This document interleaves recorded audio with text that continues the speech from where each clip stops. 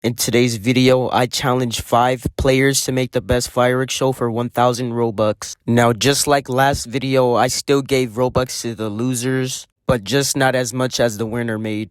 So if you enjoy this video or want to be in the future events, and make sure you are subscribed and you comment your username. Now let's get on to the first player. So the first contestant is Javier, and he is building his show right now. He already finished his opener. I'm pretty sure the 60 shot cake is gonna be the opener to the grand finale, and we'll see how his show turns out.